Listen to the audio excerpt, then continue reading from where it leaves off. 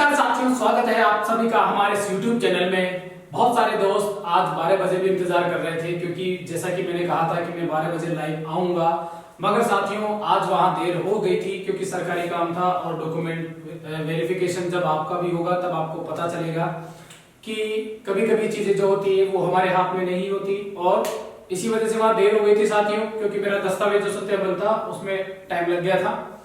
मगर साथियों फाइनली मैं आप सबके सामने आ चुका हूं और मेरा डॉक्यूमेंट वेरिफिकेशन फाइनली पूर्ण हो चुका है। और ये जो हुआ है वहां मुझे कैटेगरी जो मिली है वहां मिला है पात्र। साथियों जिन साथियों के साथ में समस्या थी, जिनके डॉक्यूमेंट्स में कुछ कमी थी या फिर जिनके कुछ डॉक्यूमेंट्स मिसिंग थे, उन्हें आंशिक पात्र लिखा गया था वहां पे। इसका मतलब है कि उन्हें दोबारा से बुलाया जाएगा, मतलब कार्यालय में जाके कुछ डॉक्यूमेंट्स के लिए उनको वापस रीचेकिंग या रीवेरिफिकेशन करवाना पड़ेगा। जिन साथियों के पास डॉक्यूमेंट्स नहीं थे उन्हें तो रिजेक्ट कर दिया गया। ठीक है साथियों, बहुत सारे साथी थे जिनका रिजल्ट नहीं आया था। मुझे भी कुछ साथी मिले थे वहां पे जिनका परिणाम जो है मतलब रिजल्ट के अपने जो एग्जाम था उसके बाद में उनका परिणाम आया था, इस वजह से उनको जो है तुरंत रिजेक्ट कर दिया गया। ठीक है, अपात्र घोषित कर दिया गया, यहाँ पे लिख दिया अपात्र। ठीक है सर साथियों, तो तीनों कैटेगरी बात करूंगा मैं कि कब कब मिलती है और कैसे कैसे मिली, और फाइनली मेरा आज जो है डॉक्यूमेंट वेरिफिकेशन हो गया और फाइनली पात्र घोषित हो गया। तो इसका मतलब यह है कि अपनी तरफ से जो आप अपने लेवल पे कर सकते थे वो सारी प्रोसेस पूरी हो चुकी है। अब आगे का काम उनका है। साथियों शुरू से जांचेंगे कि कहां से दस्तावेज सत्यापन प्रक्रिया शुरू होती है, क्या क्या डॉक्यूमेंट्स आपको करने हैं और आज क्या क्या हुआ, सारी बातें करूंगा। लेकिन सबसे पहले चैनल को सब्सक्राइब कर दें और अपने दोस्तों के साथ शेयर कर दें। शुरू करते हैं बिना किसी देरी के आज का वीडियो, जिसमें हम बात करेंगे डॉक्यूमेंट वेरिफिकेशन, और ये बात होगी धरातल से कि आज क्या क्या हुआ। सबसे पहले मैं जिन लोगों ने स्क्रूटनी फॉर्म अभी तक फिल नहीं किया है या फिर फाइनल सबमिट जो इंतजार कर रहे थे मेरे वीडियो का कि मेरे वीडियो के बाद में फाइनल सबमिट करेंगे, उन साथियों के लिए बात करूंगा कि वो अब जो है फाइनल सबमिट कर दे। लेकिन सिक्योरिटी फॉर्म को आपको एक बार रीचेक करना है। क्या क्या चीजें चेक करनी है एक बार मैं फिर से बता देता हूं। शुरुआत में जो डॉक्यूमेंट्स लगेंगे वो आपको 10th 12th और कंसोलिडेट मार्कशीट लगेगी। ठीक है साथियों, कंसोलिडेट मार्कशीट लगेगी बीटेक की, जिसमें आपके तीनों मतलब सारे सेमेस्टर के मार्क्स मतलब नंबर होंगे। ठीक है, तो शुरुआत में जो फर्स्ट जहां पे डॉक्यूमेंट्स अपलोड के लिए कहा गया है वहां पे आपको 10th 12th और कंसोलिडेट मार्कशीट लगानी है। फिर सेकंड जब लास्ट में आपको फिर से डॉक्यूमेंट्स अपलोड करने का ऑप्शन आ रहा है, वहां पे कौन कौन से अपलोड करने हैं, 10th का प्रमाण पत्र, 12th का प्रमाण पत्र और बीटेक की डिग्री। अगर डिग्री नहीं है तो प्रोविजनल यहां पे अपलोड करना है। लेकिन अपलोड करते वक्त आपको दो चीजों का बहुत ध्यान रखना है। कौन कौन सी, हर एक डॉक्यूमेंट के जारी करने की दिनांक है, जारी करने की दिनांक और मतलब जो उसके नंबर है, सीरियल नंबर, उनको आपको बहुत ध्यान पूर्वक देख के और फिर लिखना है। ठीक है साथियों, 10वीं और 12वीं की मार्कशीट में आप देखेंगे तो ये जो यहाँ पे नंबर लिखे होते हैं, स्पेशली जारी क्रमांक सीरियल नंबर लिख के, वही आपके जारी क्रमांक होंगे। और अगर आपकी बीटेक की डिग्री है तो वहां पे साइड में एक नंबर लिखे होते हैं तो वो मैच करेंगे। तो दो चीजों का आपको विशेष कर ध्यान रखना है। कौन कौन सी चीजें होगी, एक तो आपकी जारी करने की दिनांक और एक हो गया आपका जारी क्रमांक। तो क्रमांक का और दिनांक का बहुत ध्यान रखना है साथियों। तीसरी चीज बात कर लेते हैं डॉक्यूमेंट्स में और क्या क्या चीजें आपको अपलोड करनी है। मूल निवास की बात करूं साथियों कि जिन साथियों के पास 2 मूल निवास है, तो 10 साल से पुराना जिसके पास भी है, 10 साल से पुराना जिन साथियों के पास भी 10 साल से पुराना है, बार बार कमेंट में पूछते हो, जिस साथी के पास भी 10 साल से पुराना है वो उस डॉक्यूमेंट्स को नहीं लगाए, वो लगाए नया वाला। चाहे आपके पास कभी का भी हो, लेकिन वो कौन सा लगाए, नया वाला अपलोड करें वहां पे। अब आपको पुराना वाला भी लेके जाना है और नया वाला भी लेके जाना है। लेकिन जिन साथियों के पास में नया ही है, 10 साल से मतलब पुराना नहीं है, 10 साल से ज्यादा पुराना नहीं है, जैसे कि 2018, 19, 20, 21, 22 या फिर 2015, 16 डिजिटल है, वो इसको अपलोड करें। किसको, जो आपके पास 10 साल से बीच का है। ठीक है साथियों, तो आपको समझ में आ गया होगा मूल निवास आपको कौन सा और कैसे अपलोड करना है। ठीक है, मूल निवास पे भी टोकन संख्या होती है, टोकन संख्या आपको वहां पे मेंशन करनी है। मैं क्यों आपको डिजिटल के लिए बोल रहा हूं साथियों, मैं इसलिए बोल रहा हूं क्योंकि वहां पे आपको टोकन संख्या अपलोड करनी है और वहां पे टोकन संख्या को वो देखेंगे, उनके पास भी एक लिस्ट होती है जिसमें जो जो आपने डॉक्यूमेंट्स अपलोड किए हैं वो वहां पे उस चीज को क्रॉस वेरीफाई करते हैं। ठीक है साथियों, तो यहाँ पे आपको टोकन नंबर अपलोड करने हैं। फिर आ जाता है आपका जाति, आपका जाति प्रमाण पत्र। अब जाति प्रमाण पत्र में जैसे SC ST OBC EWS जिनके पास भी है, अगर जिनके पास आवेदन से पहले का है, आवेदन से पहले का है तो फिर वो वही अपलोड करें। जैसे किसी के पास OBC सर्टिफिकेट पुराना है, सपोज करिए उसके पास 2018 का है, तो 2018 वाला अपलोड करिए। ठीक है, नया वाला अपलोड मत करिए, 2018 वाला अपलोड करिए। नया वाला भी आप अपने साथ में लेके जाइए, नया वाला अपने साथ में लेके जाइए।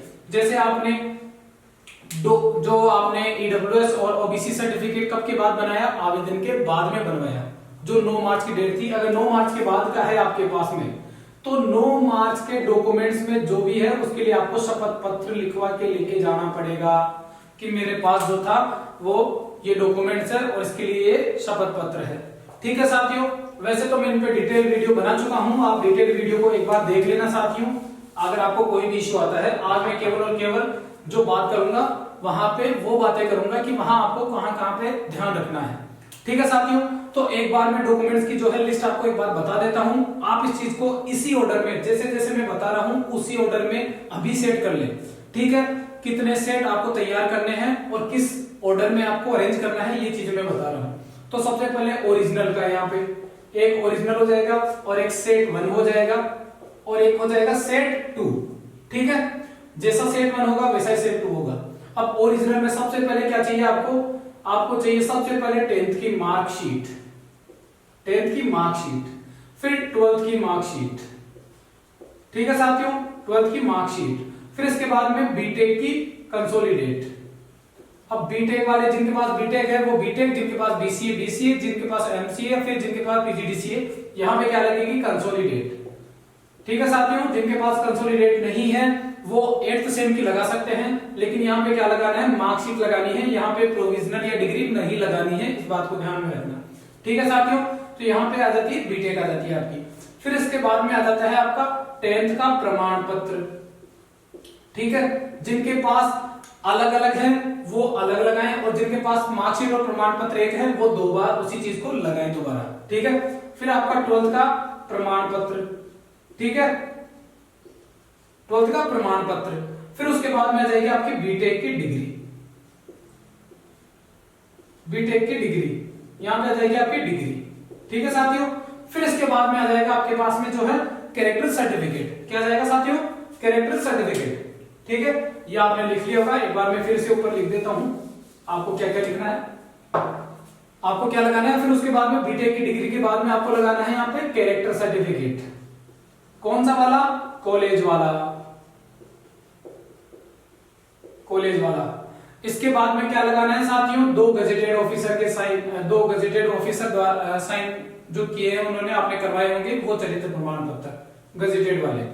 ठीक है साथियों, तो यहाँ पे 2 गजेटेड के चरित्र।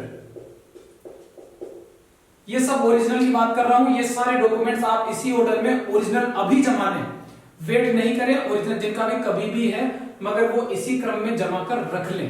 ठीक है, ठीक है, तो 2 गजेटेड चरित्र आपको लगाने हैं। फिर उसके बाद में आ जाता है आपका मूल निवास।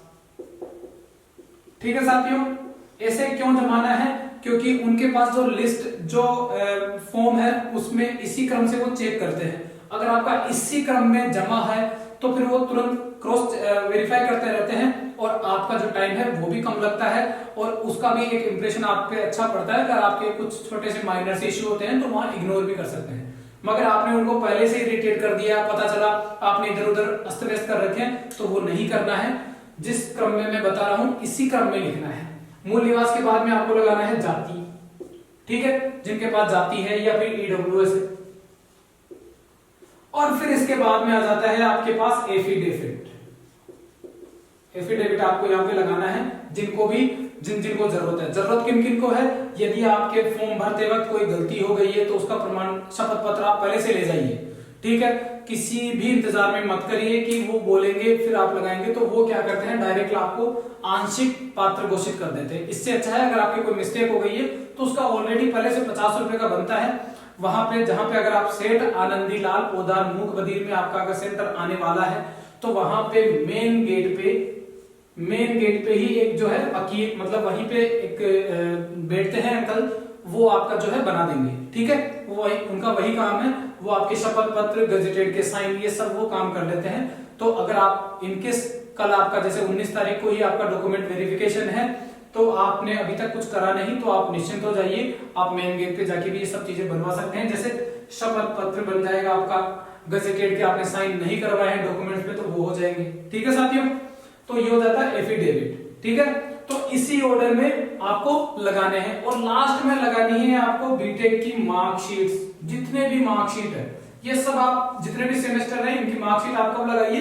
लास्ट में लगाइए, ठीक है। बीच में मत लगाइएगा, लास्ट में लगाइएगा, ताकि वो क्या है ना कि उनको सिर्फ वेरीफाई करना होता है कि हाँ सारी मार्कशीट इनके पास क्लियर है।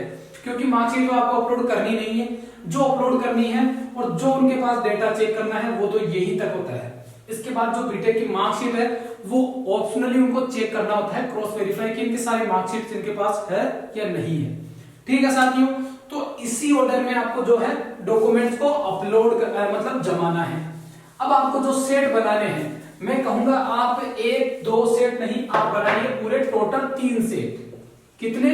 3 सेट। 3 सेट आप बनाइएगा। 3 सेटों में सबसे पहले क्या लगेगा? यहां पे लगेगा सिक्रूटिनी, ठीक है साथियों। ओरिजिनल की बातें तो अलग थी, मगर ये जो 2 सेट लगेंगे, 2 सेट वहीं पे जमा होंगे आपके। उनके अलावा एक जो सेट है वो आपके खुद के पास रहेगा, खुद के पास आप रख सकते हो। इन केस मान लीजिए कुछ भी इश्यू आता है तो आप वहां से तुरंत जो है डॉक्यूमेंट उसको दे सको और आपके पास भी रह सके। तो तीसरा सेट वैसे आपके लिए है, अगर आप चाहो तो अपने पास मतलब आपके लिए अलग से बनवा सकते हो। अदरवाइज 2 सेट वहां पे लगेंगे, 2 सेट तो वहां पे नेसेसरी होंगे। दोनों सेट में आपको डेटा जो डॉक्यूमेंट्स है वो किस प्रकार मेंशन करने ये बता रहा हूं मैं। सबसे पहले आपको क्या लगाना है? सिक्रूटनी फॉर्म। उसके बाद में आ जाती है आपकी फीस रिसिप्ट, ठीक है। अब फीस रिसिप्ट में क्या है साथियों? फीस रिसिप्ट में आपके पास होना चाहिए कि जो फीस का स्टेटस है वो आपका सक्सेसफुल होना चाहिए। अगर वहां पे नील, बहुत सारे साथी वहां ऐसे थे जिनके नील लिखा हुआ था, नल लिखा हुआ था या नील आ रहा था, तो उन साथियों को क्या कर रहे थे? आंशिक पात्र घोषित कर रहे थे। तो हमारी जो कोशिश है वो यही रहनी चाहिए कि हमें किसी भी तरह जो है आंशिक पात्र की कैटेगरी में नहीं डाला जाए और हमें जो है पूर्णतः पात्र घोषित किया जाए, ठीक है साथियों। तो इसलिए बता रहा हूं मैं कि आपकी जो फीस है वो भी आप जो है उसमें वहां पे स्टेटस आपका जो है क्लियर होना चाहिए सक्सेस का, ठीक है साथियों। तो फीस की रिसिप्ट लगानी है, सिक्रूटनी फीस की रिसिप्ट। फिर उसके बाद में आ जाती है आपकी 10th की मार्कशीट, ठीक है। फिर 12th की मार्कशीट। फिर इसके बाद में आ जाती है कंसोलिडेट बीटेक की। कंसोलिडेट के बाद में आ जाती है साथियों 10th का प्रमाण पत्र, 12th का प्रमाण पत्र, और फिर आ जाता है आपका बीटेक की डिग्री। डिग्री है तो प्रोविजनल की जरूरत नहीं है, इसलिए आप या तो प्रोविजनल लगाइए या डिग्री लगाइए। अगर आपके पास डिग्री है तो जाहिर सी बात है प्रोविजनल लगाइए मत, तो यहां पे लगाइए आप डिग्री, बीटेक की डिग्री। दूसरी चीज यहाँ पे डिग्री और डिप्लोमा जो अभी आपका वो है, वहां पे एक चीज आप पहले से क्लियर कर लेना। लास्ट में बताऊंगा मैं कि कुछ चीजों से आप कैसे बच सकते हैं, किस तरह से आप अपने आप की कुछ चीजों को जो है वहां से बचा के निकाल सकते हैं, ठीक है साथियों। वो लास्ट में बताऊंगा, मगर डिग्री जो है आपकी कोशिश यही है, अगर आपके पास है तो आपका जो है मतलब 18 जून 2022 से पहले की होनी चाहिए, ठीक है। अगर आप वहां पे डिग्री अपलोड कर रहे हैं तो डिग्री में ये डेट होनी चाहिए। और डिग्री अगर आपने अपलोड नहीं की, मतलब जैसे डिग्री आपने लगाई नहीं है और प्रोविजनल लगा रहे हो, तो प्रोविजनल में आपके पास ये डेट होनी चाहिए 18 जून से पहले वाली। अब मान लो आपके पास दोनों ही है, तो इसमें तो आ रही है आपकी जैसे मान लीजिए 22 सितंबर 2022, ठीक है। और एक प्रोविजनल है उसमें आ रही है आपके पास मतलब जून से पहले की डेट है। तो वहां पे मैं आपको रिकमेंड करूंगा कि आप वहां पे प्रोविजनल लगाइए। ठीक है साथियों, क्या लगाइए?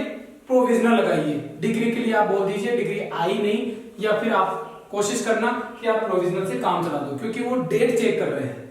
डेट अगर आपका मिसमैच हो जाता है, वहां पे जो भी टीम मेंबर जो आपका डीबी करवा रहे हैं वो वही है जिन्होंने बीए की है, बीएड की है, और फिर वो 3rd ग्रेड के टीचर हैं। तो मतलब वो उनको बीटेक के बारे में इतनी नॉलेज नहीं है, उनको ये नहीं पता कि प्रोविजनल में और डिग्री की डेट में बहुत अंतर होता है। प्रोविजनल बाद में आता है जबकि डिग्री और भी बाद में आती है, तो उनको इस चीज का आइडिया नहीं है।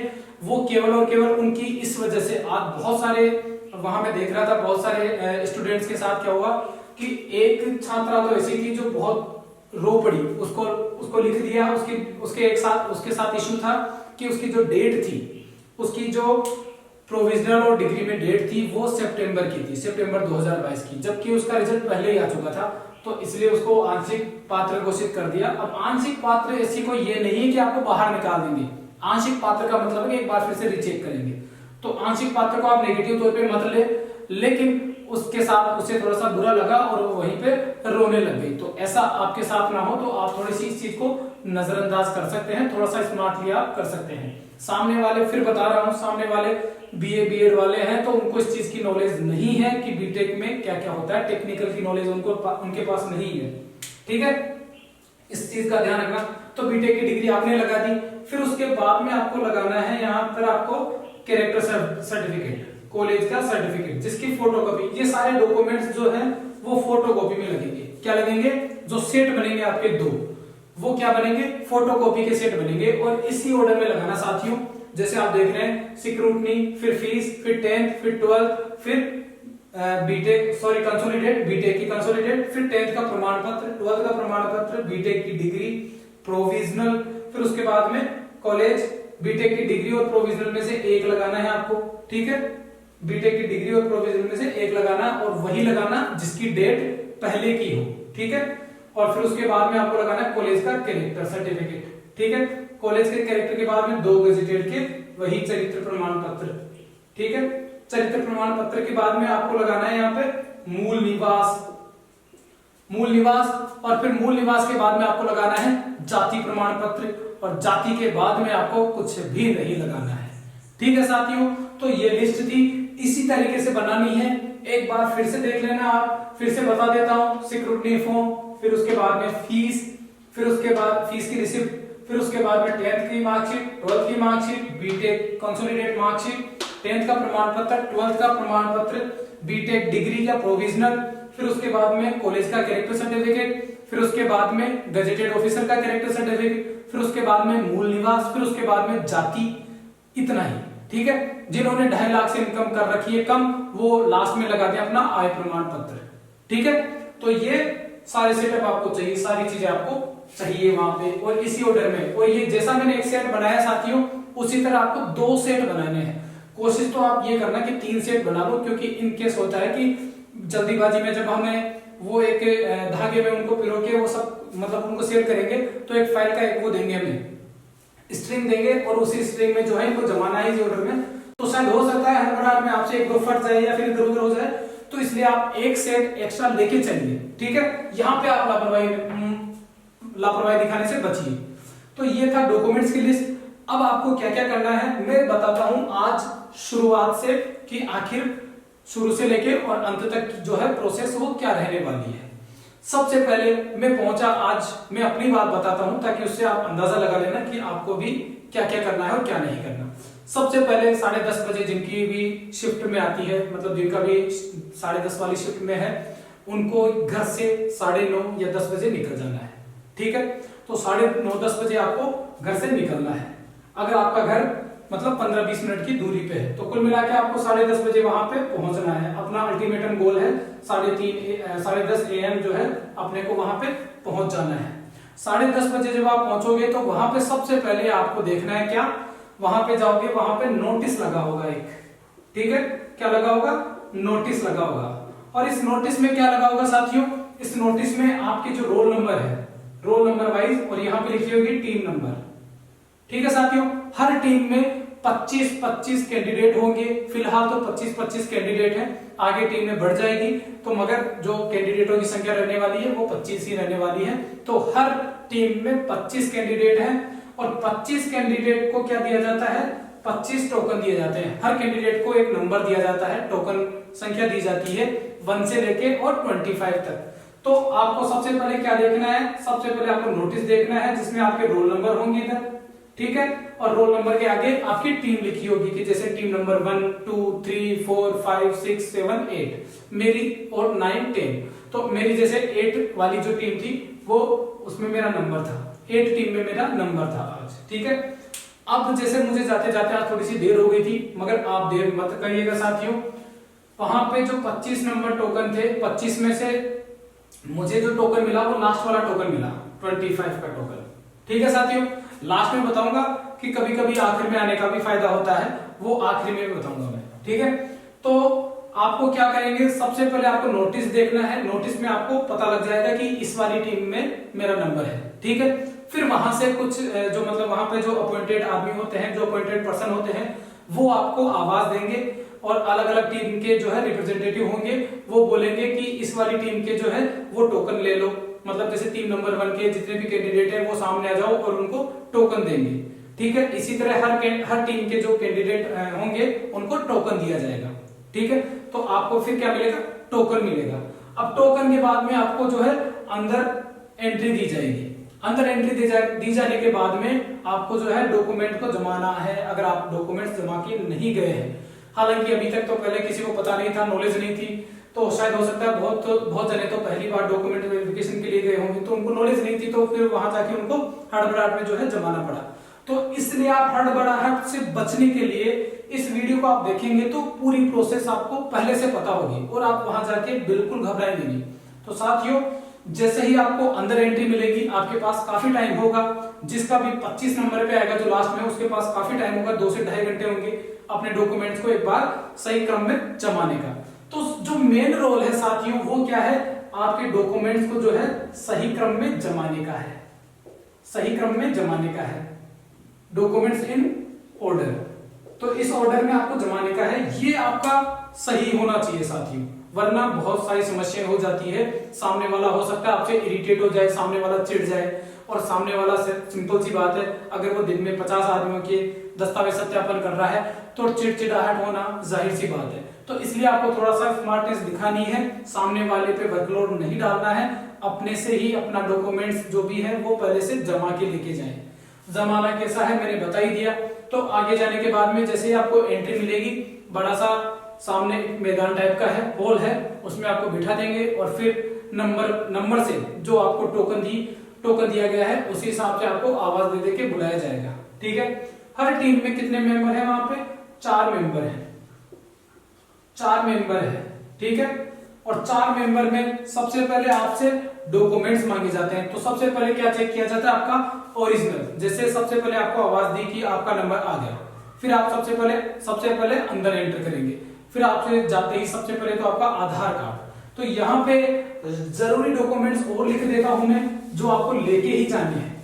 क्या जरूरी डॉक्यूमेंट्स वो लिख देता हूं जो आपको लेके ही जाने हैं। तो जिनमें जो आ जाती है सबसे पहले 2 फोटोज, कोशिश करना ये फोटोज वही हो जो आपने अटेस्टेशन फॉर्म या फिर उसमें सिक्योरिटी फॉर्म में अपलोड की थी, ठीक है। तो 2 फोटोज आपको लेके जानी है। उसके बाद में आपको क्या करना है, एक आधार लेके जाना है।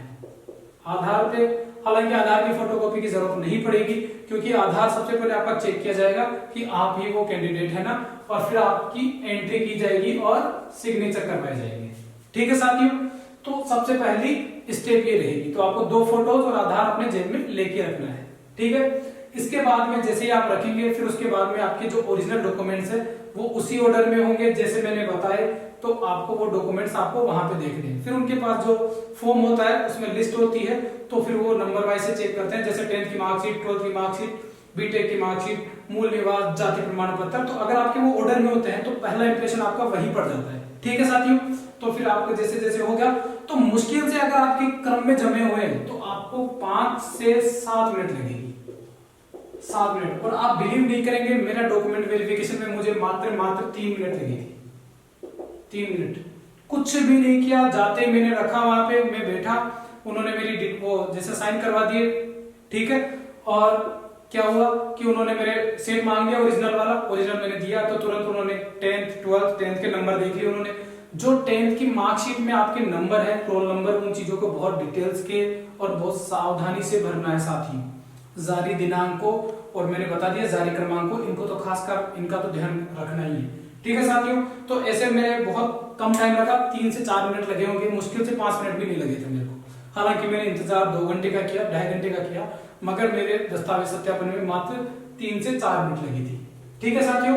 तो आपको भी मुश्किल से मुश्किल 5 से 7 मिनट लग सकती है, ज्यादा से ज्यादा अगर आपके पास मतलब वो कितना ही क्रॉस वेरीफाई करे। तो आपको अगर जो डॉक्यूमेंट्स मैंने बताए और उसी ऑर्डर में आपने जमाए हुए हैं तो आपको इतना ही टाइम लगने वाला है, ठीक है साथियों। तो मैंने बताया आपको कि आपको आधार के बाद में एंट्री कर देंगे साइन करवा के, और फिर आगे से आपको जो चीजें हैं वो आपसे पूछी जाएगी। जैसे आपके ओरिजिनल डॉक्यूमेंट्स का सेट मांगा जाएगा, ओरिजिनल डॉक्यूमेंट्स का सेट मांगने के बाद में फिर वो आपकी जो फोटो कॉपीज है उनके सेट भी आपसे लेंगे, और फिर वो क्रॉस वेरीफाई करेंगे। जो 2% है वो यही चेक करेंगे कि ये ओरिजिनल है और इसकी ये नंबर है, ये नंबर है, तो वो वेरीफाई करते हैं। तो इससे क्या होता है, अगर आपने ऑर्डर में जमा रखा है तो फिर वो जल्दी जल्दी काम हो जाता है, ठीक है साथियों। फिर उसके बाद में आपकी जो फोटो है उसको वो वहीं पे, मतलब जो आपका सिक्योरिटी फॉर्म है जहां पे आपने 2 फोटो अपलोड की हुई है, वहां पे एक जगह आपकी फोटो लगा देंगे प्रेजेंट वाले पे। प्रेजेंट वाले पे आप जो फोटो लेके जाओगे उसको चिपका देंगे और क्रॉस साइन करवाएंगे आपसे, ठीक है, क्रॉस साइन करवाएंगे। और सारे डॉक्यूमेंट्स जितनी भी फोटो कॉपीज है सेल्फ अटेस्टेड होनी चाहिए, इस बात का बिल्कुल ध्यान रखना, सेल्फ अटेस्टेड होनी चाहिए जितनी भी कॉपीज है, ठीक है साथियों।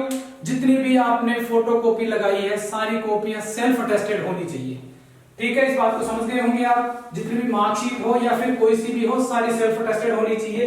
केवल सिक्योरिटी फॉर्म का अटेस्टेशन जो फॉर्म है उसको छोड़ देना, उसको मत करना, और जो सिक्योरिटी फॉर्म का जो फर्स्ट पेज है उसको भी छोड़ देना। इन 2 पेजों के अलावा सारे फॉर्म आपके, सारी मार्कशीट है, सारे मूल निवास जितने भी हैं सब कुछ आपके सेल्फ अटेस्टेड होने चाहिए। अब बात करता हूं एफिडेविट की। एफिडेविट किन किन छात्रों को बनाना है एक बार फिर से बता देता हूं। ओबीसी ईडब्ल्यूएस इशू वालों को बनाना है, शादीशुदा बनाना है, संतान वालों का बनेगा, जिनके पास भी दहेज वहेज के, जिन्होंने धूम्रपान का बनेगा, ठीक है। हालांकि आपसे मैंने बनवाया लेकिन मेरे से मांगा नहीं गया, मैंने जमा भी नहीं करवाया, दिया भी नहीं, ठीक है। मगर आप बनवा के लेके जाना, यहां नहीं तो आगे काम आएगा, जब आप ज्वाइनिंग के लिए जाएंगे तब भी आपसे मांगेंगे, तो आप बनवा ही लेना। क्योंकि सर्टिफिकेट पे अगर आपने टिकट वाला सर्टिफिकेट बनवाया है तो इसकी वैलिडिटी 3 महीने होती है, और अगर आपने स्टाम्प पेपर वाला बनवाया है 10 रुपए वाला या कोई सा भी, तो उसकी वैलिडिटी 6 महीने होती है। तो 3 महीनों में तो आपको ज्वाइनिंग मिल ही जाएगी, तो आपको ये बनवा ही लेना है, ठीक है साथियों। बनवा के लेके ही जाना, चाहे आप शादीशुदा हो या नहीं हो। शादीशुदा नहीं हो तो अविवाहित का प्रमाण पत्र लगे, वो शपथ पत्र लगेगा, जिसमें आप चारों पॉइंट एक साथ रखवा सकते हो शपथ पत्र में। कौन कौन से? अविवाहित वाले, जैसे आपने इसमें इसी में मेंशन करवा दिया एक शपथ पत्र में अविवाहित का कि मैं अविवाहित हूं, और दूसरा धूम्रपान वाला, ठीक है, और तीसरा कि मैंने कोई मतलब शादीशुदा। 3-4 पॉइंट जो है वो वहां पे कवर कर लेते हैं शपथ पत्र में, मैं मेंशन कर दूंगा यहाँ पे, आप देख सकते हैं ये शपथ पत्र का जो है वो फॉर्मेट होता है, ठीक है साथियों। तो ये बात थी शपथ पत्र को लेकर। कुछ साथी थे जिनको सिक्योरिटी फॉर्म भरने में जो है थोड़ी सी समस्या हो रही थी, उसका भी जवाब दे देता हूं। सिक्योरिटी फॉर्म में आपको एक बात जो ध्यान रखनी है, वो किस बात का ध्यान रखना है कि सारे डॉक्यूमेंट्स आपके जो भी हैं उनमें आपको जो सर्टिफिकेट के नंबर है और जो दिनांक है उसको स्पेशली मेंशन करना है, मतलब सही से मेंशन करना है, वहां मिस मैच नहीं होना चाहिए। बात में बार बार इसलिए बोल रहा हूं क्योंकि उसको वहां पे यही चीजें देखी जा रही थी, इसी चीज के बेस पे जो है बाहर निकाल रहे थे। मार्कशीट वो नहीं जानते, मैंने आपको बताया कि उनको नहीं पता कि बीटेक की मार्कशीट कैसे होती है, वो तो देख रहे हैं डेट वाली। उनको क्या जो अल्टीमेटम दिया हुआ है कि अपने रिजल्ट से पहले की मार्कशीट होनी चाहिए, रिजल्ट से पहले की डेट होनी चाहिए मार्कशीट पे, तो जो मार्कशीट में जो डेट्स है उनका ध्यान रखना आपको, ठीक है, इस बात का आपको ध्यान रखना है। दूसरी चीज, बहुत सारे लोग इशू कर रहे हैं संलग्न संख्या, संलग्न संख्या सब में एक एक भर दो, ठीक है, कोई चेक नहीं करेगा। संलग्न संख्या का मतलब होता है कि आपने उसकी कौन सी कॉपी कितने नंबर पे कॉपी लगाई है, ठीक है, तो आप सब पे एक एक लगा दो कि मैंने सबकी एक एक कॉपी लगाई है, ठीक है। तो आप क्या करो, एक एक भर दो, ठीक है, इसमें कोई इशू नहीं है, कोई